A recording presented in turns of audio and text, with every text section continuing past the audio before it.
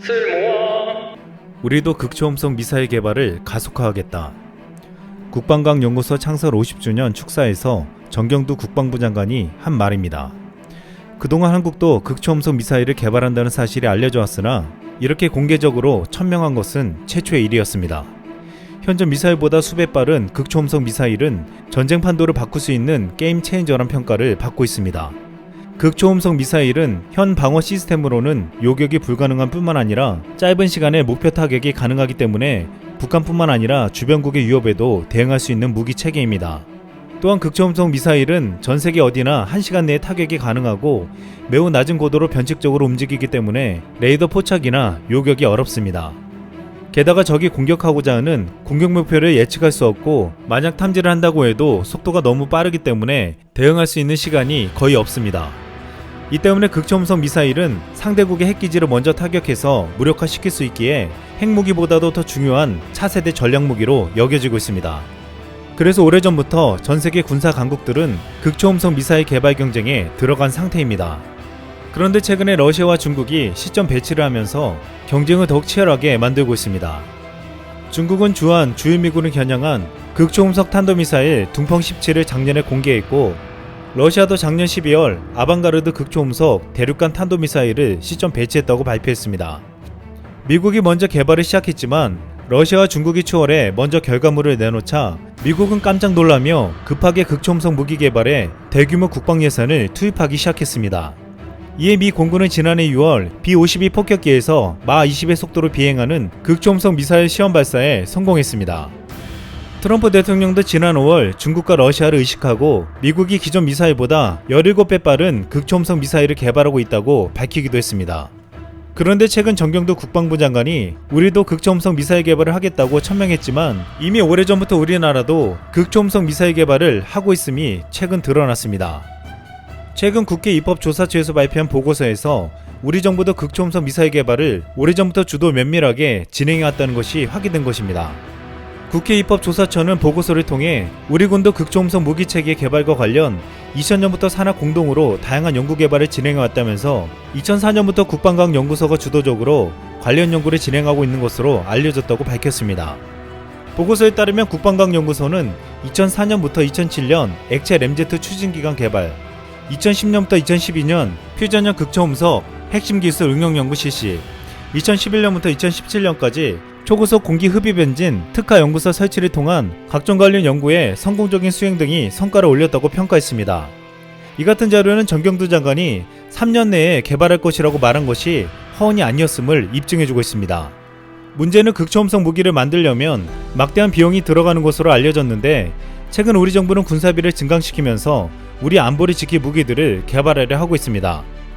하지만 더 중요한 것은 기술력인데 이에 대해 국방과학연구소 관계자는 우리는 극초음속 무기와 관련된 기술을 상당히 축적하고 있다며 중국을 따라잡을 수 있다고 말했습니다.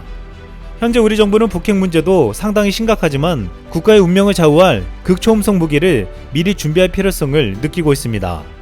자세히 들여다보면 지금 전세계 군사지형은 극초음속 미사일을 중심으로 변화되고 있습니다. 또한 앞으로 극초음속 무기가 4차 산업에 AI 기술과 결합하면 더욱 무시무시해질 전망입니다. 30기 이상의 극초음속 무기가 서로 표적 정보를 공유하면서 임무를 분담해 타격할 수도 있을 정도가 될 수도 있습니다. 앞으로 10년 뒤의 전쟁은 극초음속 무기를 가진 나라의 일방적인 게임이 될 수도 있다는 것입니다.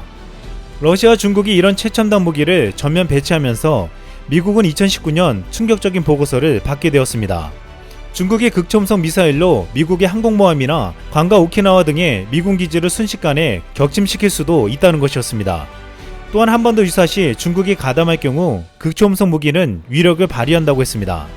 한국을 돕기 위해 증원된 미 항공모함을 격침 또는 무능화시킬 수 있고 오키나와 미 해병대나 괌의 전략폭격기가 출발조차 못할 수도 있다고 했습니다. 심지어 미국과 중국에서 전쟁이 벌어지면 중국의 극초음속 미사일은 주한미군과 주일미군 기지를 제일 먼저 초토화시킨다고 했습니다.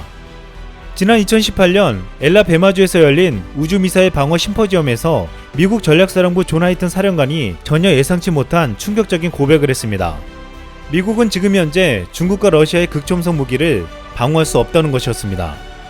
이 같은 사실은 한 번 더 유사시에 큰 위협이 될 수도 있다는 뜻이기도 했고, 미국의 방어망만 믿고 있던 일본도 충격에 빠지게 만들었습니다.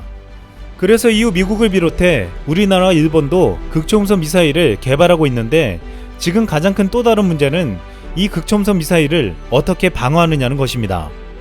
현존하는 가장 강력한 미사일 방어 체계인 사드 요격 미사일조차도 극초음속 미사일 요격은 쉽지 않다고 알려져 있습니다. 현재 미국은 추적 레이더의 성능을 강화하고 인문 컴퓨터 연산 속도를 더욱 빠르게 개량하는 등 극초음속 미사일 요격 능력을 확보하기 위해 노력하고 있습니다. 극초음속 미사일을 감지하고 방어하려면 초음속 방어 시스템이 필수적이라고 말하고 있습니다. 여기서 등장하는 것이 5G입니다. 극초음속 무기를 방어할 수 있는 기회를 유지하려면 표적과 궤도에 대한 엄청난 양의 인공지능 기반 실시간 데이터 처리가 필요합니다. 5G 기술로 군사기지 주변에 있는 밀리미터 파동 카메라와 모션 센서 지원 기술로 지휘소와 차량이 실시간으로 서로 통신할 수 있습니다. 앞으로 속도는 전장의 모든 것이며 5G의 낮은 지원 시간과 더 높은 용량을 통해 군대는 실시간 지도, 전장 시나리오 사진, 컴퓨터 시뮬레이션과 같은 더 많은 데이터를 공유할 수 있습니다.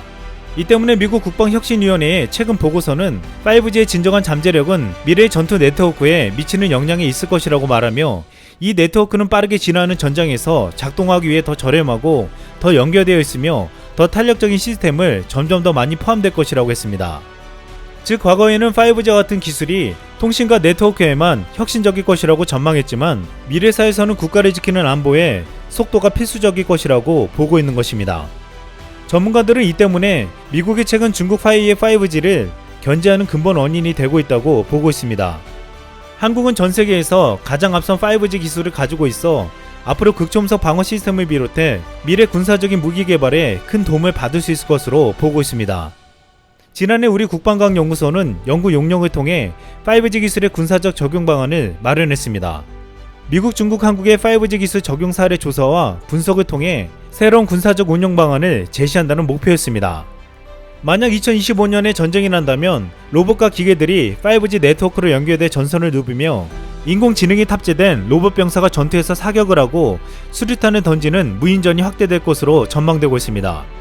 이 같은 변화는 정부가 5G 통신 기술을 국방 분야에 도입하게 만들고 있습니다. 현재 우리 국방부는 국방개혁 2.0 차원에서 이뤄지는 스마트 국방혁신 계획을 진행 중인데, 여기에는 AI 빅데이터를 활용한 상황 안전관리 시스템, 증강현실과 가상현실 기술 기반의 과학화 훈련 체계, 무인전투기 드론, 로봇과 같은 무인전투 체계를 구축할 계획입니다. 이 시스템이 정착되기 위해선 초고속 초연결의 특성을 갖춘 5G 기술 활용이 필수적입니다. 한국은 지난해 전세계 5G에서 독보적인 1위를 차지했습니다. 이제 속도가 안보를 지키는 세상에서 한국은 가장 빨리 달리려 하고 있습니다. 이상 쓸멍이었습니다.